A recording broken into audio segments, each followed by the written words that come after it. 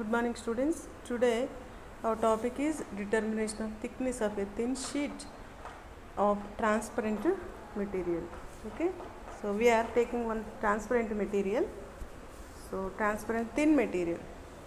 Okay, so thin, just very small size, small width, very thin material. We will find out the thickness of this thin sheet. Okay, we will find out the thickness represented by T, thickness of this thin sheet of transparent material. Okay, so it allows the light. We know the meaning of transparent material. Transparent materials and opaque materials are exactly opposite to each other. Opaque, that material opposes the light, doesn't allow the light, but transparent material allows the light. I mean, it passes the light. The example for the transparent material, mica, glass. Okay, so we will actually here what is the purpose of this topic. So here we should know the purpose, what is the use of this topic, means we will find out the thickness of thin sheet of transparent material. Okay, so already we know this diagram. So as source we separate or we derive from single source to two different coherent sources. Okay, so S1 and S2, some biprism experiment, Loyolite's experiment, we will derive from single source. Okay, we will derive two sources from single source. So ఒక source నుంచి మనము two coherent sources derive చేయడానికి తయారు చేయడానికి we will use biprism material, Loyolite materials. Okay, so experiments. So as a single source, from this we can derive two coherent sources, S1 and S2. Okay, xy is the screen, so the distance between the center and this P point S, it is represented by S.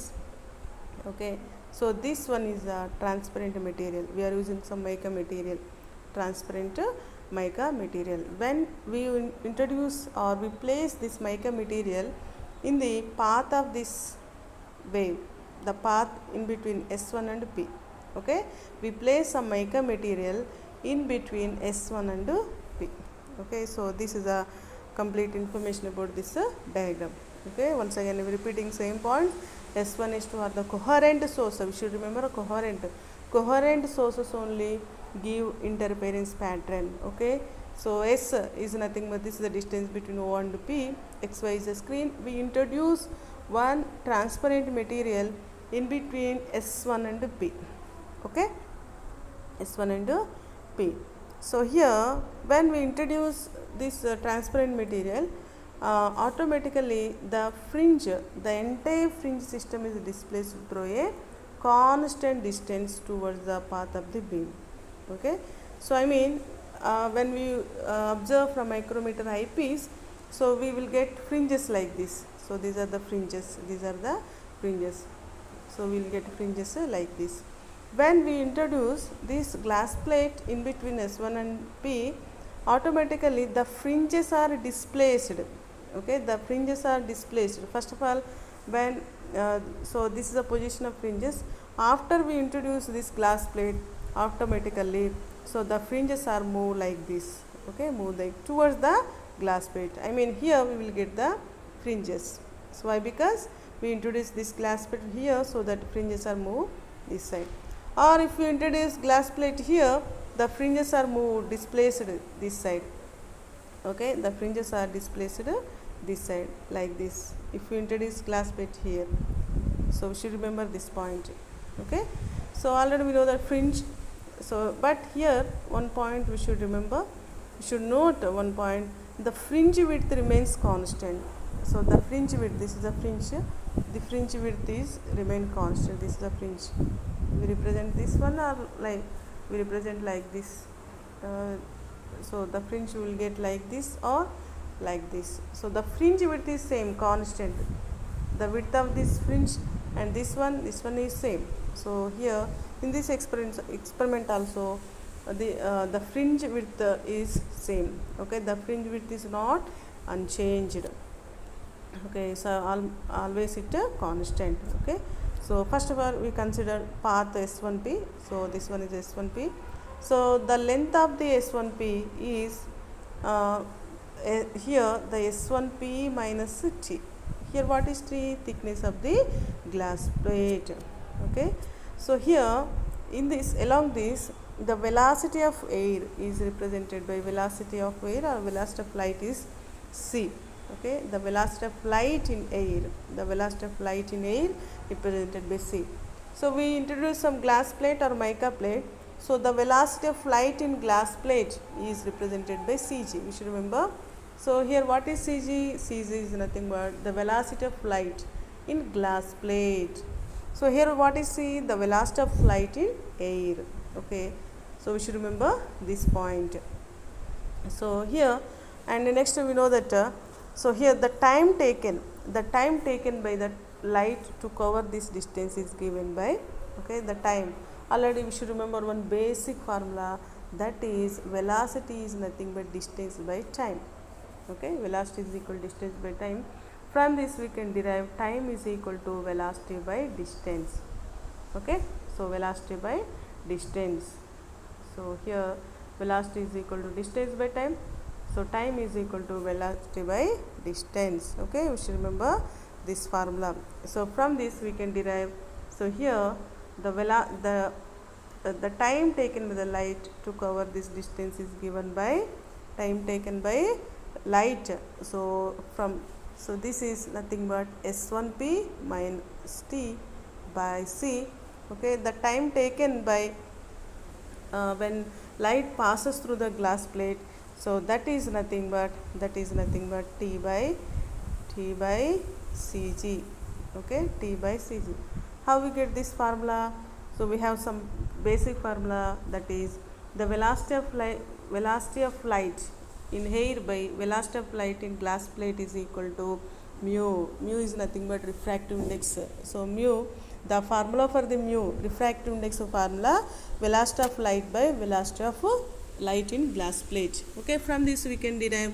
So from this Cg is equal to Cg, C suffix G is nothing but mu by C. Okay, mu by C. So here when we substitute this formula in this equation, so in the place of Cg, then we get this formula. Okay, we can get so S1P minus T by C plus T mu 2 by C. Okay, so this is a time taken by light when this light pass in the air, and this light pass through the glass plate. So okay, this is the total time taken by the light. Okay, we can simplify this formula.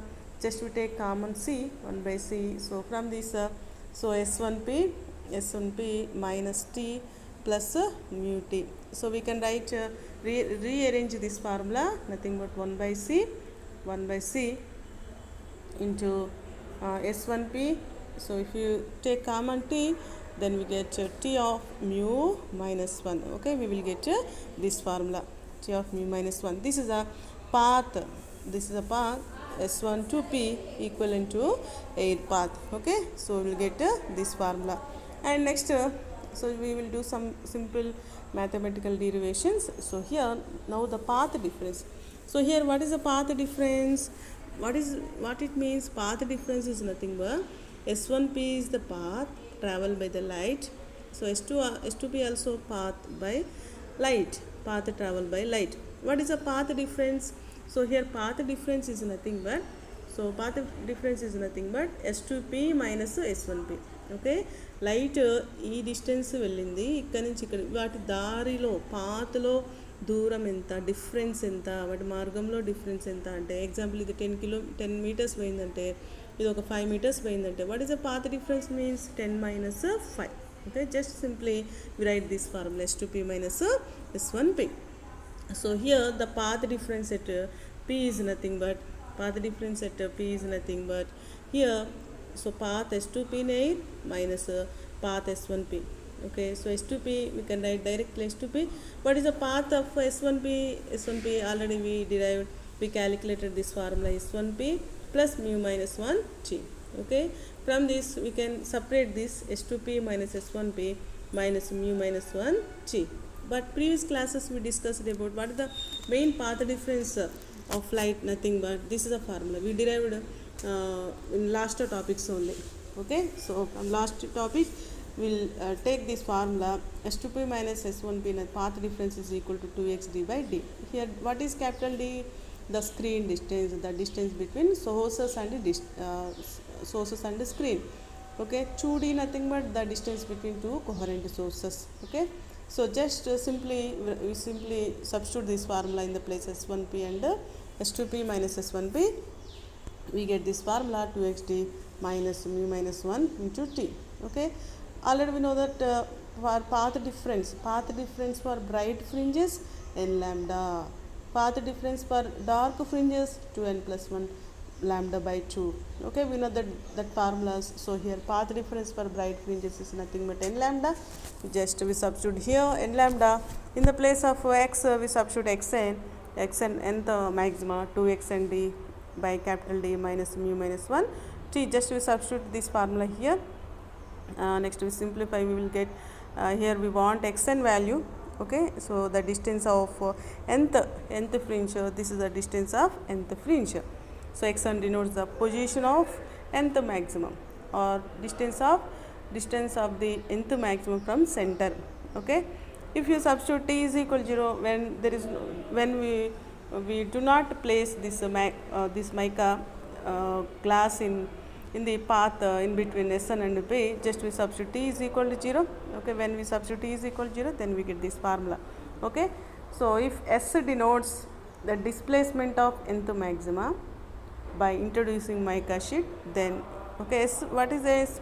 If we introduce this glass plate or mica plate, so S is the displacement.